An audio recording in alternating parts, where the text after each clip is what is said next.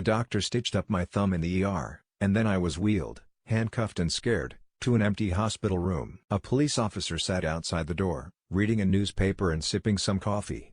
I sighed, looking out the window. I saw the eyeless woman there, hovering 10 stories above the ground, her arms extended like those of Christ on the cross. She tilted her head at me, grinning, running her bloody fingers over the outside of the window. I began yelling for help. The police officer looked in, frowning before radioing something I couldn't hear.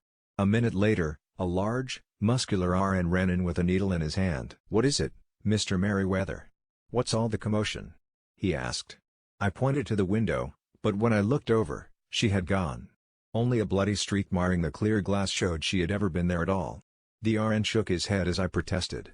"Look, there's blood on the glass," I said, but he wouldn't listen. Kneeling down beside me, he began looking for a vein.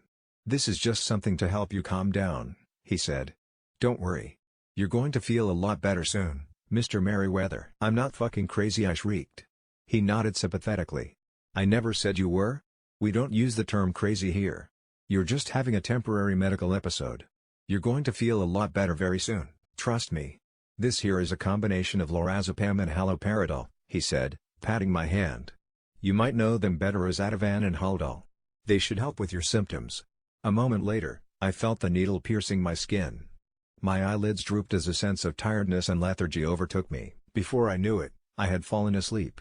I woke up with a start, sitting up in my bed. My head pounded in time with my heartbeat. I felt confused. I looked around, wondering where I was. I found myself in a small cell with white walls and a small bed. A metal desk stood welded to the floor at the far end of the cell. Memories started to flood back in, waking up in my bed, the attack, the interrogation, and finally, the woman flying outside the window. I got up slowly, my vision turning white for a moment. I thought I might pass out. What kind of drugs had they given me? It took every ounce of willpower I had to not turn around and go back to sleep. But my mouth felt as dry as a desert, and I needed water. I walked towards the door. "Hello?" I called. "Can I please get some water?" The cottonmouth is. I leaned against the thick metal door, watching in amazement as it opened soundlessly. I looked up and down the hallway, seeing no one. Outside my room, a chair was set up, a steaming cup of coffee laid on the ground next to it and a newspaper draped over the seat. But I saw no sign of the police officer. I looked towards the nurse's desk, seeing it empty as well.